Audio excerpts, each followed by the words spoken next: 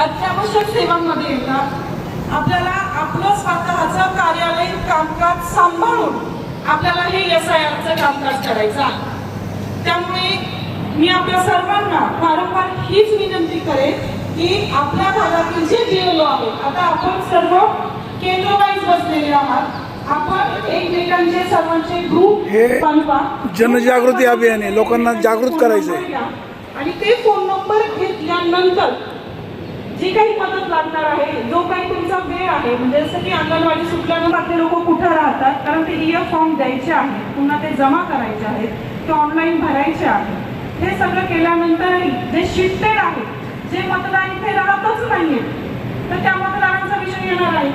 कायमस्वरूपी स्थलांतरित लोक आहेत, जसं की आमच्यासारखे नोकरी निमित्ताने ह्या गावामध्ये आलेले लोक आहेत. इथं आम्ही आमचं मतदार यादीत नाव टाकलं आहे. रिटायर झाल्यानंतर किंवा बदली झाल्यानंतर आम्ही इथून गेलो, आम्ही इथून गेलो आहोत, आम्ही कायमस्वरूपी शिफ्टेड आहोत. तर हे जे शिफ्टेड लोक आहेत, तर अशा लोकांची नावं ह्याच्यामधनं कमी होणार आहे. कमी म्हणजे काय, ते डायरेक्टली BLO कमी नाही करणार आहे, तर त्याच्यामध्ये अपील होणार आहे, त्याच्यामध्ये सुनावण्या घेतले जाणार आहेत, त्याच्यामध्ये त्यांना पुरावे सादर करण्याची संधी सुद्धा दिली जाणार आहे. असं नाही की लगेच ते नाव कमी होणार आहे.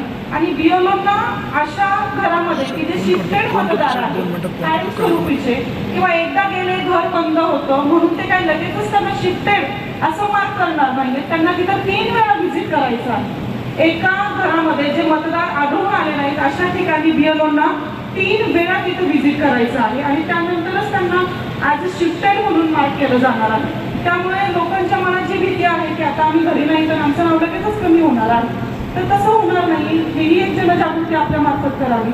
त्यानंतर इथे बरेचसे लोक हे पुण्याला किंवा मुंबईला नोकरीनिमित्त, व्यवसायानिमित्त बाहेर गावी आहेत, परंतु ते इथलेच नागरिक म्हणजे इथलेच मतदार आहेत. ते मतदानाच्या वेळेस इथे येतात, हे तुम्हाला सर्वांना खात्रीने माहिती आहात, कारण तुम्ही गावकरी आहात, इथले राजकीय पक्षांचं काम करता, आपल्याला घर टू घर सगळ्या गोष्टी माहिती आहेत. तर यासाठी मी सर्व राजकीय पक्षांना विनंती करते आहे की आपण कृपया याबाबत मोठ्या प्रमाणात जनजागृती करून आमच्या संबंधित BLOंना मदत करावी. मी रोखे सर आपल्याला विनंती करते नाही की ज्या पद्धतीने सर आपण काल तहसीलदार साहेबांना जो डेमो दिलेला आहे, तर तोच SIR बाबतच्या फॉर्मचा जो डेमो आहे तो सर्व राजकीय पक्षांना आणि आपल्या सहकाऱ्यांना द्यावा. आशिष भाऊंकडून एक सूचना आलेली आहे की प्रथमतः नारायणगाव आणि वाघवाडीचे जे BLO आहेत, तर त्यांनी आपली स्वतःची ओळख करून द्यायची आहे. त्यामध्ये आपण आपलं मतदान केंद्र क्रमांक, त्याचा असणारा भाग, आपलं नाव हे सांगायचं आहे. आपण मतदान केंद्र क्रमांक नारायणगावचं जे 268 आहे तिथपासून सुरुवात करूया.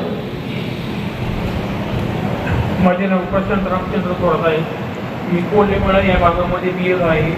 माझा मतदान क्रमांक 268 आणि यादी भाग 200.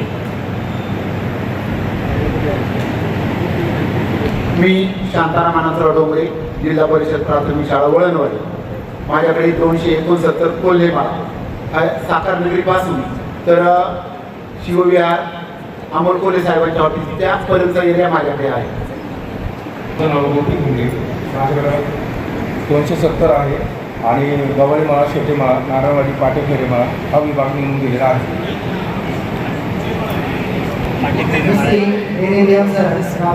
त्यामध्ये नारायणगाव माझा पाठ क्रमांक आहे 271 आणि एकूण मतदार आहे 1037. नमस्ते, मी साईनाथ रामदास कनिंगज, जिल्हा परिषद प्राथमिक शाळा आर्वी केंद्र. माझ्याकडे 272 भाग क्रमांक आहे आणि एकूण मतदार आहेत 903. माझं नाव सुनील, 273 माझा वार्ड क्रमांक आहे. 1080 माझ्याकडे मतदान आहे. माझं नाव अजय कळजोणे, माझा केंद्र क्रमांक 274 आहे आणि मी राहतो जिल्हा. माझं नाव महेश औषराम गेंगजे, जिल्हा परिषद प्राथमिक शाळा नारायणगाव नंबर 1 मध्ये काम करतो मी. माझ्याकडे 301 यादी नंबर भाग आहे. 731 मतदार आहेत. केलं ना हे कसं केलं? बोर्ड लावले. अच्छा अच्छा. मी 302 क्रमांकाचा बूथ लेवल ऑफिसर आहे. माझं नाव गडगिरकर अखिल पाशा इस्माईल साहेब आहे. माझ्याकडे 928 मतदार आहेत. मी बागलोरी गावठाण कुकडी कॉलनी या एरियाचा BLO आहे.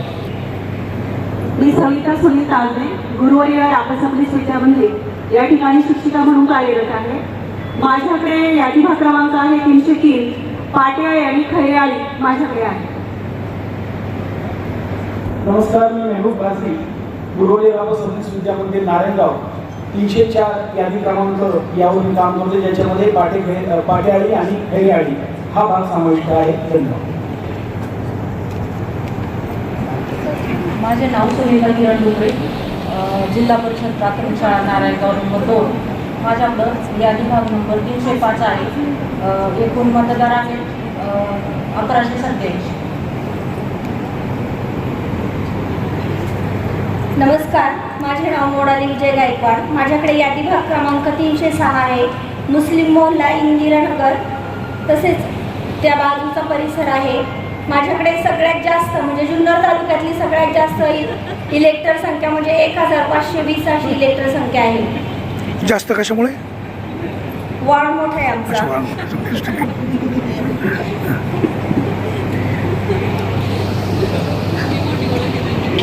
मी अंगणवाडी सेविका सुषमा प्रदीप भास्कर. माझ्याकडे आहे 307. आमची लोकसंख्या आहे 1041. नमस्ते, मी अजय बबनराव कांगडे, गुरुवारी रापसा पोलीस विद्यामंदिर नारायणगाव.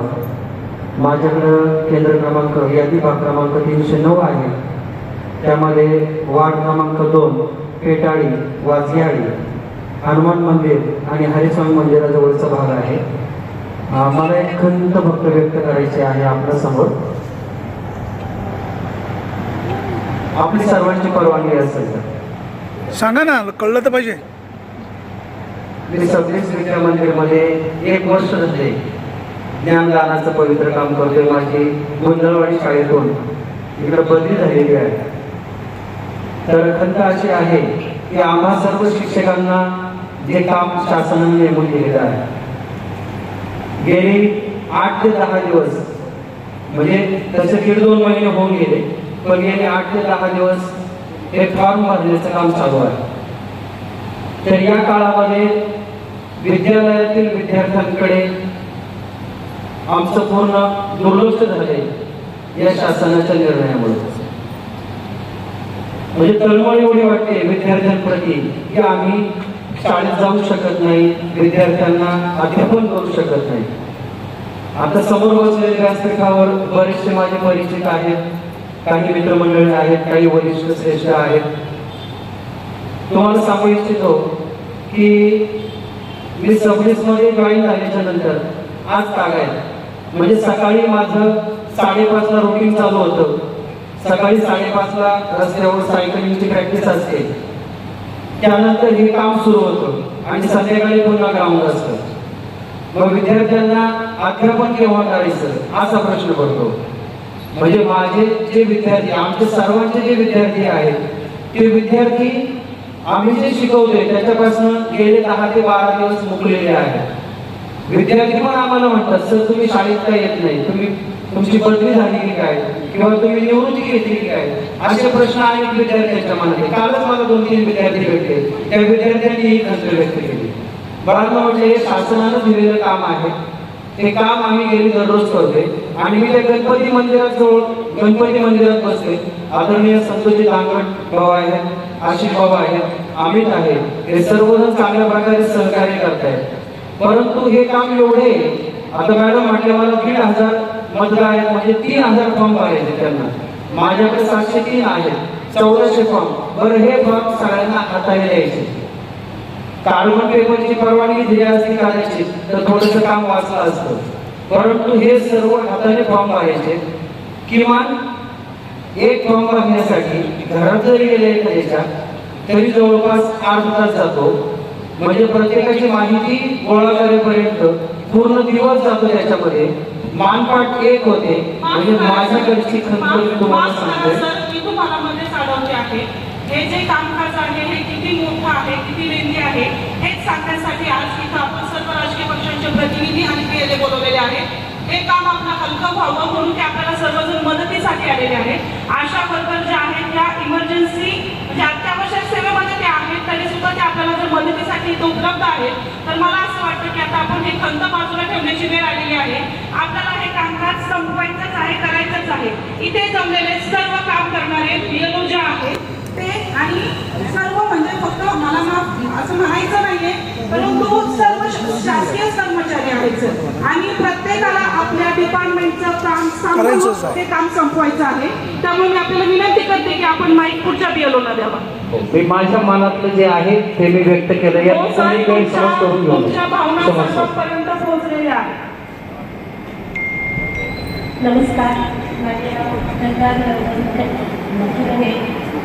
मी जिल्हा परिषद प्राथमिक शाळा नारेगाव नंबर या ठिकाणी कार्यरत आहे आणि माझा क्रमांक आहे केंद्र क्रमांक आहे 310 आणि माझ्याकडे एकूण मतदार आहेत 1129. मॅडम एक मिनिट मी बोलू का? एवढे दादा बारूवाडीच्या BLOकडे आपण माहीत नाही. माझं नाव क्षितिजा सदानंद पाटील, ग्रामपंचायत बारूवाडीची कर्मचारी आहे आणि माझ्याकडे यादी क्रमांक 326 आनंदवाडी आहे. नमस्कार, मी मंगेश विश्वनाथ वागचौरे, पिंपळवाडी, कुकडी पाटबंधारे कर्मचारी आहे, इरिगेशन विभागात.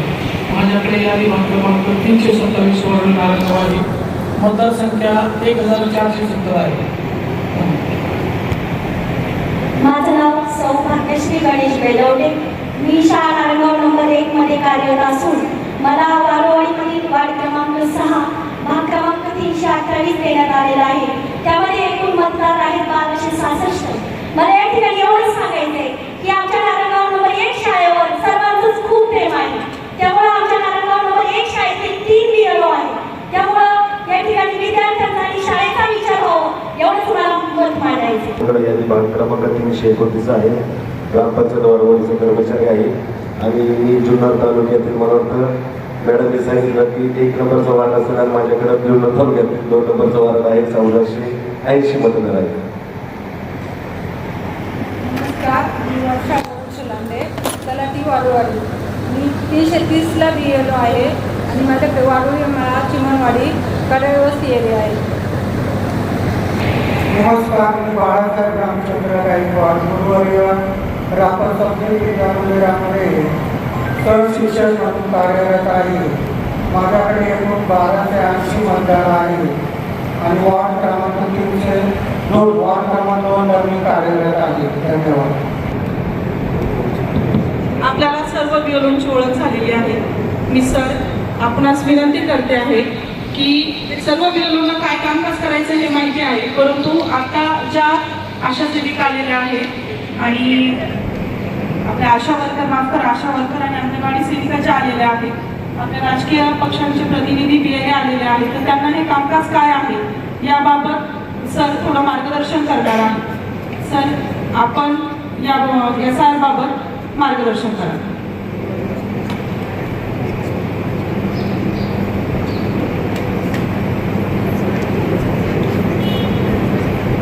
सर्वांना नमस्कार. मंचावरील सर्व आदरणीय व्यक्तिमत्व आणि उपस्थित सर्व आपल्या BLO कर्मचारी बंधू भगिनी आणि आज सहाय्यक म्हणून उपस्थित असणाऱ्या बंधू भगिनींनी, माझ्याही मनात भरपूर आहे, पण ती आता बोलता आणि बोलण्याची वेळ इथे नाही. आपण महत्त्वाच्या विषयांना इथे चर्चा सुरू करूया आणि त्यानंतर आपण सगळे मिळून मन की बात करू. नंतर आता जो महत्त्वाचा टप्पा आहे, पहिला जो टप्पा होता जो मॅपिंगचा होता, जो आपण आपल्या मतदारांचं मॅपिंग आपल्या वैयक्तिक पातळीवर म्हणजे आपण 2002 मध्ये ज्यांचं नाव आहे, ज्यांचं आत्ताच्याही 24-25च्याही यादीत नाव आहे, त्यांचं आपण मॅपिंग केलं. ज्यांचं 2002 मध्ये यादीत नाव नव्हतं पण 2024-25च्या यादीमध्ये नाव होतं, त्यांचं मॅपिंग आपण त्यांच्या आई वडील आजी आजोबा या ब्लड रिलेशन मधल्या लोकांशी आपण ते मॅपिंग केलं. त्याला प्रोजिनी मॅपिंग म्हणतात. त्याच्या वारसानुसार आपण केलेलं मॅपिंग होतं. आता हे आणि याच्या व्यतिरिक्त राहिलेले अज्ञात जेवढे होते ते आपले शिल्लक राहिलेले अज्ञात मतदार आहेत. अशा 3 टप्प्यातलं काम अशी आपण पहिल्या टप्प्यात केलं. आता दुसरा टप्पा सुरू झाला की हा एल्युमिनेशन म्हणजे गणनापत्रक भरण्याचा काम. हे गणनापत्रक भरण्याचं काम आपल्याला आता प्रॅक्टिकल फील्ड वर्कवर मतदारांशी भेटून काम करायचं आहे. प्रत्यक्ष त्याचा फॉर्म भरून घ्यायचा आहे. तर त्याच्या फॉर्मविषयी मी मान्यवरांना या ठिकाणी सांगतो. पहिला जो फॉर्म असणार आहे तो 2002 ह्या यादीमध्ये ज्याचं नाव आहे आणि आत्ताच्या यादीत ज्याचं नाव आहे त्याचं मॅपिंग आपण केलेलं आहे. म्हणजे हा जो फॉर्म आहे त्या मतदाराचं नाव इकडे डाव्या बाजूला फॉर्मवर डोक्यावर लिहिलेलं आहे. उदाहरणार्थ वैजंता देवेंद्र कोराड हे नाव इथे आहे, त्याचा इपिक नंबर आहे, सर्व काही माहिती दिलेली आहे. आपण त्यांचं नाव 2002च्या यादीत होतं म्हणून आपला पहिला जो कॉलम आहे डाव्या बाजूचा तो आपण निवडून त्याची 2002ची जशी माहिती 2002च्या यादीत होती तशीच माहिती आपण याच्यात लिहायची असंच अपेक्षित आहे ते आपण लिहिलं. त्यानंतर त्याचं पर्टिक्युलर्स आपण लिहिलं आहे शेवटच्या 3ऱ्या कॉलममध्ये, कारण दुसऱ्या कॉलमला जायची गरज नाही आहे. त्यांचं थेट नाव होतं. 3ऱ्या कॉलममध्ये आपण त्याची जन्मतारीख लिहिली आहे, आधार क्रमांक लिहिलाय, मोबाईल नंबर लिहिलाय, त्यांच्या आईचं मतदाराचं नाव लिहिलंय, त्यांच्या वडिलांचं नाव लिहिलंय, गरज असलं तर त्यांचं स्पाऊस नेम म्हणजे त्याच्या पती किंवा पत्नीचं नाव आपण लिहिलंय. हा ॲल्युमिनी गणनापत्रक क्रमांक 1 पुन्हा एकदा सांगतो, ज्याचं नाव 2002च्या यादीत होतं, पक्का त्याला 2002चा यादी क्रमांक आहे, त्याचं आपण गणनापत्रकामध्ये डाव्या बाजूने सुरुवात केली आणि पर्टिक्युलर्स त्याचे जिथे आहेत सगळ्यांचे पर्टिक्युलर्स 3ऱ्या कॉलममध्ये लिहायचे. त्यानंतर आपण त्याला फोटो चिकटवला आहे जो त्याचा अद्ययावत आहे. या गणनापत्रकावर अगोदरचा एक फोटो दिलेला आहे, अगोदरचा फोटो दिलेला आहे आणि त्याच्यानंतर आपल्याला एक जागा त्याच्या शेजारी दिलेली आहे, त्याचा अलीकडचा अद्ययावत फोटो आपल्याला त्याच्यावर चिटकवायचा आहे. हे झाल्यानंतर हे गणनापत्रक 2 प्रतीत असल्यानं आपण त्या दोन्हींची माहिती पूर्ण भरून योग्य माहिती भरून इथे खाली त्याची पुन्हा एकदा उजव्या बाजूला मतदाराची सही आहे ती आपण सही घेतोय आणि त्यानंतर BLO खाली सही करून ही पोच याची दुसरी जी पोच आहे त्याच्यावर फोटो चिटकवलेला नाहीये, अगोदरची जी पोच आहे आपण त्या मतदाराला सुपूर्द करतो. इथपर्यंत त्याचं पूर्ण गणना पूर्ण झालेली आहे, त्याचं मॅपिंग पूर्ण झालेलं आहे. या मतदाराचं आयोगाने सांगितल्याप्रमाणे याला कुठल्याही सुनावणीची भाऊसाहेब गरज नाही, याला कुठेही बोलवलं जाणार नाही. हा पक्का मतदार यादीतला मतदार असणार आहे. यानंतर दुसरा जो भाग आहे, दुसरा गणनापत्रकाचा परत एकदा फॉर्म सांगतो.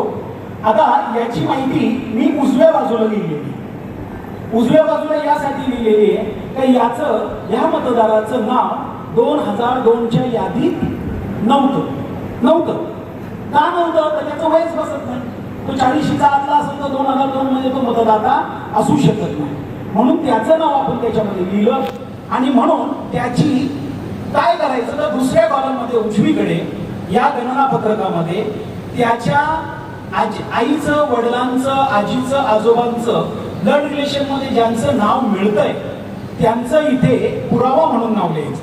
म्हणजे मी ह्या कुटुंबातला आहे, माझा हा पुरावा आहे, माझ्या कुटुंबातल्या ह्या व्यक्ती 2002 पासून भारताच्या कुठल्याही मतदार यादीत समाविष्ट आहेत. लक्षात घ्या, भारताच्या कुठल्याही मतदार यादीत जे भारतीय आयोगानं निर्धारित केले आहे तिथे माझं नाव आहे. कारण आपल्याला अशा अनेक गोष्टी इथं लिहाव्या लागतात. मग इथं काय लिहिलंय तर त्याच्या ज्या कुटुंबातल्या व्यक्तींचे, थोर व्यक्तींचं नाव आहे, मोठ्या व्यक्तींचं नाव आहे ते याच्यामध्ये आपण समाविष्ट केलेलं आहे. त्याच्यानंतर आपण त्याचे पर्टिक्युलर्स पुन्हा कुठे लिहिले 3rd कॉलममध्ये. 3rd कॉलम सगळ्यांसाठी एकच आहे म्हणून आपण 3rd कॉलममध्ये आता हा तुषार संतोष पाटे याची सगळी माहिती मी पूर्ण केलेली आहे. याच्यामध्ये गरज असल्यासच असं काही गोष्टी म्हटलेल्या आहेत ते मी तुम्हाला सांगतो. जर ओळखपत्र नसेल काळजी करू नका, इपिक नंबर मतदाराचा इथे डोक्यावर दिलेला आहे. त्यानंतर गरज असेल तेव्हाच तुम्ही तिथे आधार क्रमांक घेऊ शकता. ऐच्छिक आहे, फॉर्मवरच दिलेला आहे, ऐच्छिक. काहीकडे नसेल सक्ती करायचं कारण नाही. त्यानंतर आईचं ओळखपत्र वडिलांचं ओळखपत्र उपलब्ध असेल तरच त्यांचं या ठिकाणी आपण मतदार क्रमांक लिहायचा आहे. आणि त्यानंतर शेवटी पुन्हा एकदा तीच परिस्थिती आहे फॉर्मसाठी. मतदाराची स्वाक्षरी घ्यायची, BLOनं स्वाक्षरी करायची आणि दुसरा त्याच्याकडचा फॉर्म त्याला पोहोच म्हणून द्यायचा आहे. त्यानंतर तिसरा एक मतदार आहे माझ्याकडे, तिसऱ्या पद्धतीचा मतदार आहे मुनव्वर रशीद तांबोळी. आता याच्या बाबतीत म्हणजे याचे पर्टिक्युलर्स येतील मला, पण मी उदाहरण म्हणून सांगतोय. या ठिकाणी या मतदाराचं आत्तापर्यंत माझ्याकडे 2002ची कुठली माहिती आलेली नाही असं समजा. याची आहे पण माझ्याकडे एक फॉर्म माहितीसाठी मी ठेवलाय. 2002ची कुठलीही याच्या आई वडिलांची आजी आजोबांची कुठलीही माहिती मिळत नाही. अशा वेळेला हे डावीकडचा पहिला कॉलम आणि उजवीकडचा पहिला कॉलम निरंक ठेवून आपल्याला त्याचे फक्त पर्टिक्युलर्स भरायचे. खाली लक्षात आलं, फक्त पर्टिक्युलर्स आपल्याला भरायचे. आता या पर्टिक्युलर्स नुसार किंवा ह्या फॉर्म नुसार त्याच्या कुठल्याही अगोदरच्या मतदाराचं आई वडील आजी आजोबा कुठलीही माहिती न मिळाल्यामुळे आपण पहिले 2 कॉलम मोकळे ठेवलेले. या मतदाराविषयी होणार काय तर याची सुनावणी होईल, याला बोलवलं जाईल, याच्याबद्दलची माहिती विचारली जाईल, डॉक्युमेंट्स ऍक्सेप्ट केले जातील. याचा अर्थ असा नाही का हा मतदार यादीतून वगळला जाईल. जर त्यावेळेला त्याने योग्य 10, 11, 13 पुरावे आपल्याला दिले, त्यातनं जे येतील 12 पुरावे दिलेले आहेत, त्यातनं जे येतील त्यापैकी जे पुरावे त्याचे ग्राह्य धरले जातील, हा मतदार यादीत समाविष्ट होईल. मित्रांनो, काय आहे भारतीय निवडणूक आयोग आपल्याला सांगताय? योग्य मतदान टिकला पाहिजे आणि अयोग्य मतदार हटला पाहिजे. हे आपल्या सगळ्यांचं कर्तव्य आहे. अयोग्य मतदार हटलाच पाहिजे आणि योग्य मतदार टिकलाच पाहिजे. हे आयोगाचं या ठिकाणी आपल्याला ब्रीफ दिलेलं आहे. आपण ते काम करायचं. कार्यक्रम राष्ट्रीय कार्यक्रम आहे. यानंतरची जी प्रोसिजर आहे जी मतदाराच्या समोर होत नाही, पण आम्ही तुम्हाला सांगतो. हा फॉर्म आम्ही नंतर आमच्या मोबाईल ॲपवर डिजिटलाइज करतो, संगणकीकरण करून त्याला कन्फर्म करतो. आम्हाला प्रत्येकाला ॲप दिलेला आहे. ही सगळी माहिती आम्ही पुन्हा एकदा स्कॅन करून माहिती भरून ती आम्ही डिजिटलाइज करतो आणि जोपर्यंत फॉर्म आमचा डिजिटल होत नाही तोपर्यंत आमच्या डॅशबॉक्सवर काम केलेलं किंवा नोंदवलं गेलेलं कोणतंही मतदाराचं काम दिसत नाही. म्हणजे आमच्या 2 बाजू आहेत. एक फील्डवर करायचं आहे आणि सगळं जमा करून घरात सुद्धा काम करायचं आहे. म्हणजे घरचं काम करायचं नाही. हा, घरात सुद्धा आम्हाला हेच काम आहे, बसायचं. आता आमच्यासारख्या जवळचा चष्मा लागलेल्या व्यक्तीला फार अवघड आहे, पण आम्ही ते सगळं करतोय. आम्ही कोणत्याही बाबतीत यामध्ये आता दिरंगाई केली नाही. कुठल्याही BLOचा डॅशबोर्ड सरपंच नाही तुम्ही जर पाहिला तर तुम्हाला कामाची गती कळेल. कोणीही याच्यामध्ये म्हणजे कोणी मदतीला नाही, कोणी आपल्याबरोबर नाही म्हणून थांबलेलं नाही. प्रत्येक जण काम करतोय. अपेक्षा अशीच आहे.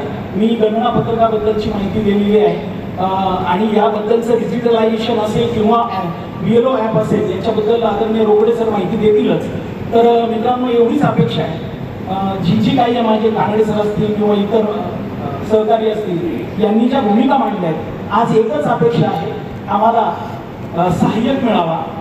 आणि सहाय्यकांना विनंती आहे, जेवढं BLOचा कामाचा व्याप आहे त्याची थोडी काळजी करून आपण त्यांना थोडा वेळ द्या. हे काम राष्ट्रीय काम आहे आणि सगळ्यात अगोदर सांगू का, हे माझ्या गावाचं आणि माझ्या माणसांचं काम आहे. हे माझ्या गावचं आणि माझ्या माणसांचं काम आहे. विद्यार्थी जसे आपले आहेत, हे पालक आणि नागरिक सुद्धा आपलेच आहेत. आपण आता जसं करायचं आहे हे फक्त आपल्याकडे चाललं नाही, देशभरामध्ये आता ह्याच परिस्थिती आहे. आणि आम्हाला बदलून पहिला बदलला, दुसरा बदलला, तिसरा बदलला आणि नंतर आमची निवड झाली. तर त्यामुळे आम्हाला सगळ्यात नंतर मिळालेलं हे काम आहे. पण तरी सुद्धा आम्ही मॅडम पॉझिटिव्हली करतो आहोत. गरजेकांचं त्यांच्या पूर्ण टीमचं फार चांगलं सहकार्य आहे. दोन्ही ग्रामपंचायतींचं चांगलं सहकार्य आहे. मी आदरणीय रोकडे सरांना विनंती करतो की आपण BLO ॲपबद्दल आपण थोडंसं मार्गदर्शन करावं. सन्माननीय व्यासपीठ आणि या ठिकाणी जमलेले सगळे मंत्र्यांनी बघून गेलो. आज तहसीलदार साहेब या ठिकाणी येऊन गेले. त्यांना ॲपविषयी माहिती दिलेली आहे. सगळ्यांनाच ॲपची माहिती आहे, परंतु ते राजकीय नेते आणि माझे मित्रमंडळी या ठिकाणी बसलेले त्यांना थोडंसं ॲपविषयी मी माहिती सांगतो. हे ॲप जे दिलेले शासनाने ॲप दिलेलं आहे, यामध्ये पहिल्या ॲप ओपन केल्यानंतर ज्या पद्धतीचा आपल्याला मोबाईलमध्ये दिसते, ती व्यक्ती या ठिकाणी बटन दाबल्यानंतर तो क्लिक केल्यानंतर त्या ठिकाणी भाषा येते. तुमची भाषा कोणती, तुम्हाला इंग्लिश घ्यायची का मराठी घ्यायची. भाषा निवडल्यानंतर त्या ठिकाणी मी मराठी का इंग्लिश घेतली, सबमिट केलं. या पद्धतीने आपल्या मोबाईलवर डॅशबोर्ड येतो. याच्यामध्ये आपण ज्यांना फॉर्म केलेला आहे त्यानंतर डॅशबोर्डवर तुमचं ही सगळी माहिती येते की आपण काय काय दिलेलं आहे, माहिती काय दिलेली आहे. ही माहिती दिल्यानंतर आम्हाला प्रत्येक व्यक्तीला पहिल्यांदा फॉर्म वाटायचा आहे. पण आम्ही तसं न करता आम्ही प्रत्येकाला काळजी किंवा आम्ही प्रत्येकाने आपले छोटंसं ऑफिस बनवलेलं आहे. मी माझा फ्लॅट ऑफिस केलेलं आहे सध्या दादरमध्ये, काळजी सांगली म्हणून हे केलेले आहे. त्यानंतर बऱ्याचशा व्यक्तींनी शासकीय काही ज्या खोल्या असतील, ग्रामपंचायत असेल, अंगणवाडी असेल, त्या ठिकाणी आम्ही बसून आमचं काम चालू आहे. प्रत्येकाला आम्ही बोलून त्या ठिकाणी ॲपविषयी माहिती देतोय. 2-2 वेळा फॉर्म होते. रात्री 12:30 वाजेपर्यंत रांजणगावचे फॉर्म करत होतो. लोक येतात, सहकार्य करतात. शासकीय लोक किंवा आपले जे मित्रमंडळी जे आहे ते चांगल्या पद्धतीने आम्हाला सहकार्य करतात. त्याबद्दल काही वाद नाही आहे. फक्त आता आणखी जनजागृती होऊन लोक जास्तीत जास्त आपापल्या ठिकाणी येऊन फॉर्म कसे भरतील हे बिअरनी किंवा प्रत्येक व्यक्तीने पाहावं ही विनंती. आपल्याला काही शंका असतील तर चालते. दिवाळीच्या आसपास ही रंगीत फोटोची लाईव्ह फोटो तुमचा येणार, त्यामुळं तुमचा फोटो देणे एक ऐवजी समजा 2 मागितले असते, एक दिला जो फोटो आम्ही स्कॅन करणार आहोत. फॉर्म आमच्याकडे फोटो एक पाहिजे का 2 पाहिजेत? साधारणपणे एक फोटो असले तरी चालू शकतो. मध्ये ना 3 BLO दिलेले, तर फक्त 2च BLO दिसतात ते, पण तिसरा BLO का नाही आलेत. मग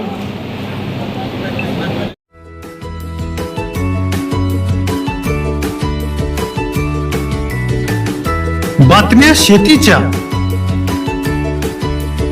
बातम्या मातीच्या,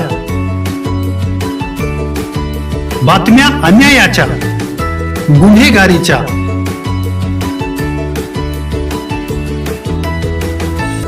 राजकारणाच्या आणि समाजकारणाच्या, शोषणाविरुद्ध बुलंद आवाज, जनसामान्यांच्या हुंकाराची गाज, सत्कार्याला प्रोत्साहन, दुष्कृत्याला अनुशासन, निर्भीड, निस्पृह, सडेतोड, बेधडक आणि रोखटोक म्हणजेच विघ्नहर टाइम्स. शोध बातमीचा, ध्यास सत्याचा. आपलं चॅनल, आपली बातमी.